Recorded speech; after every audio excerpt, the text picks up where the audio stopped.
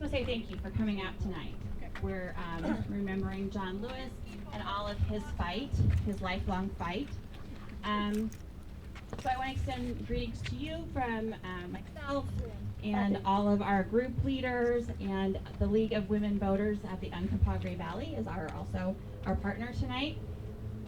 So, excuse me. Today is a day of nationwide peaceful nonviolent action and organizing, where it's built for today's challenges. We had a viewing today of the documentary of John Lewis's life, and we were talking about how we're going back, but also it was a blueprint for going forward and what we need to do. So today we're joining others, thousands of other locations across the country nationwide, and we're fighting back against the brazen rollback of civil rights that people fought for generations. And John Lewis was an inspiration. I encourage all of you to watch the documentary if you can find it. Read the book. Yeah, it's just an inspiration. Today, now we're fighting back against the billionaire class. And now they have these extremist leaders and with authoritarian ambitions. Sorry, I apologize. Donald Trump and his administration, they're attacking our freedom to vote by passing laws that would prevent millions of Americans from voting. These suppression tactics are going to silence the voices of those who demand accountability for what they're doing.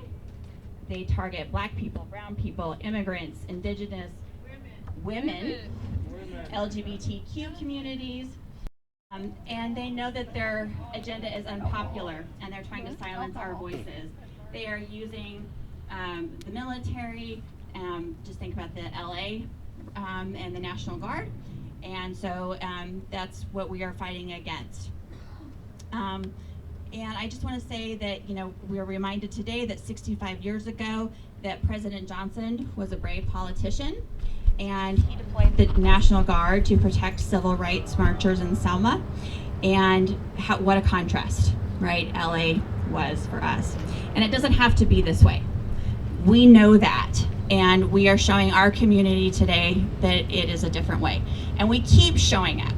Thank you to all of you.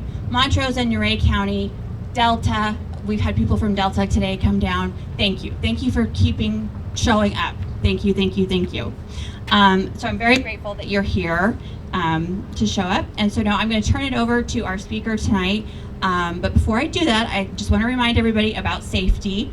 Has everybody, I'm assuming, reviewed ACLU rights trainings and things like that? But if you haven't, I do have some handouts about knowing your rights, if you want to carry those with you in your pocket tonight, just in case.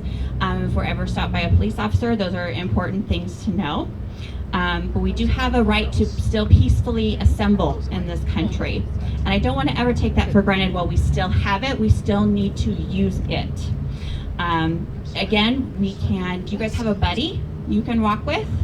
We're going to walk 2 by 2. Do you guys have hats, water? If you happen to meet a counter protester, please do not engage. We had one already. We just turned up the music. All right. Drown them out. You have a right to photograph anything in a public place. I encourage you to keep your phone and camera ready. If there's something that happens, like, they do tend to like to roll by and smoke us. Yep. Keep it ready and handy. If they do that more than once, we can take a picture and turn them in for a ticket. So if you will help me welcome Jan Edwards from the League of Women Voters, and she's going to talk just a few minutes about the SAVE Act and other voter suppression tactics we're doing right now.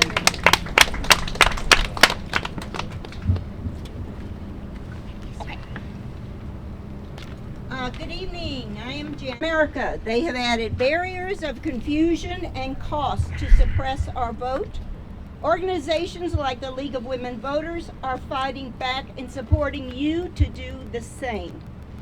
In April 2025, this year, the League of Women Voters of the U.S. and its Education Fund, along with other key partners, sued the Trump administration over an illegal executive effort, and they won. Yay. Yeah, that's one. The U.S. District Court temporarily blocked the executive order. The league challenged the order, citing the following. Requirement to prove citizenship as an overreach of presidential power, which doesn't seem to be a problem for him. Violation of the separation of powers of doctrine. The president cannot set election laws, only Congress can. The states administer elections. The order was illegal because the president does not have the authority to mandate the Election Assistance Committee, an independent agency over which the president has no authority, to require eligible American citizens to show documents proving citizenship in order to register to vote, and a show your papers requirement would violate the National Voter Registration Act.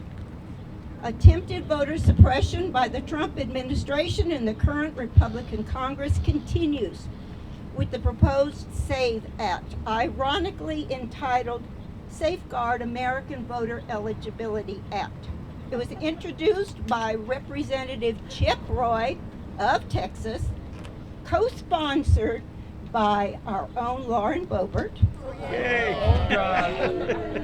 and passed the House by a vote of 220 to 208, including a yes vote by CD3's own Representative Jeff Hurd.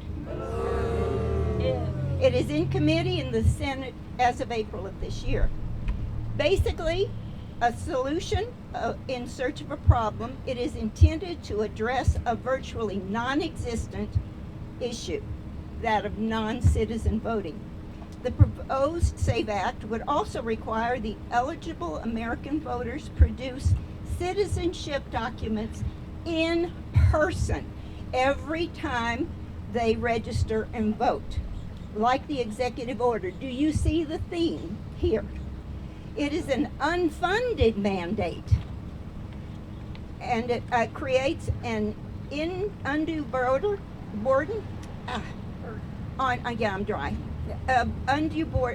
on women, young voters, seniors, low-income and minority voters, tribal voters, rural voters, disabled voters, military members, and survivors of natural disasters. The SAVE Act includes several unrealistic and unmanageable deadlines, including invalidating mail-in ballots mailed before election but received after. More voter suppression.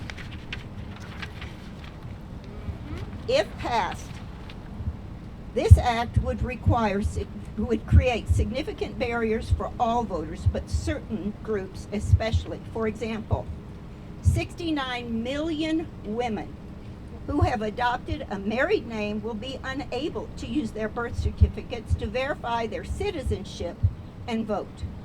A passport application costs over $165. It can take up to 6 weeks to arrive, and only 1/3 of Black Americans currently own a passport.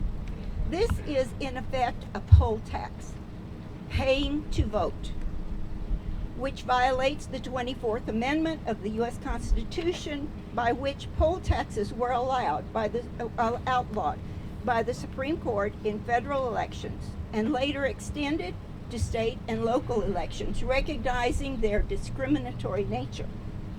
Do you remember when I said the SAVE Act was a solution, and it was in search of a problem? An example, in the 2016 election, out of 23.5 million votes cast, only 30 suspected non-citizens voted in the election. That is 0.0001% of the votes cast. The consequences for illegal voting are up to 3 years in prison in Colorado. It's a Class 5 felony, and it is one of the most easily discovered crimes. It is a crime where not only are the consequences really high and the payoff really low, you get one vote. And even if you're successful, when you commit this crime, the person who does it is actually creating an official government document record of their crime. Not too smart. So these two actions, the executive order and the proposed SAVE Act, are deliberate efforts to disempower and divide American citizens, to pit us against each other along racial and economic lines, targeting working people, young voters, new Americans, and most married women, 84% of us, and communities of color. Politicians do not pick our leaders. We do with our sacred votes. This executive order and the SAVE Act attempt to claim the power to decide our futures by canceling our votes based on what we look like, where we live, or what is or isn't in our wallets.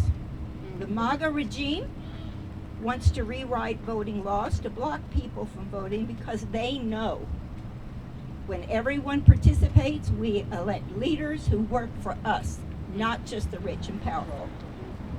So I remind you today that a political party should seek to best represent you, to win your vote. Only an authoritarian regime tries to keep its people from voting. The League of Women Voters and its nonpartisan allies, like Indivisible, will continue to work to inform and educate voters and defend their right to vote. Our citizens, we call on you to use your voice, your right to vote, and determine how you are to be governed. We must join together and oppose all these acts of voter suppression. Do not surrender the power of your vote, what John Lewis framed as your sacred vote. We demand that our state elected officials refuse to violate our rights by passing the SAVE Act, and demand that our senators, Bennett and Hickenlooper, do all that they can to block this blatant suppression of our right to vote. Your local League of Women Voters website is www.lwv-uv.org, and you can find Montrose and Uray Counties Indivisible on Instagram, MOSC Indivisible. Learn ways to oppose voter suppression. Do it, and do it now, while you still can make a difference. It's time. Thank you. Thank you,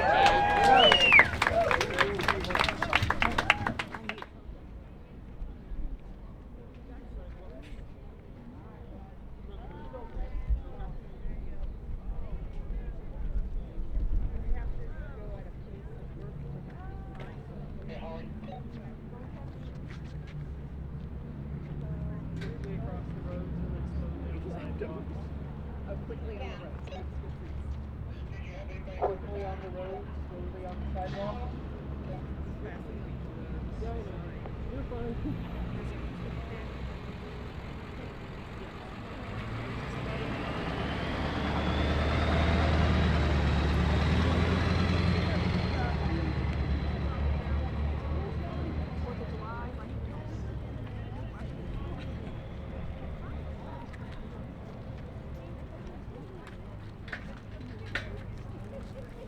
No more.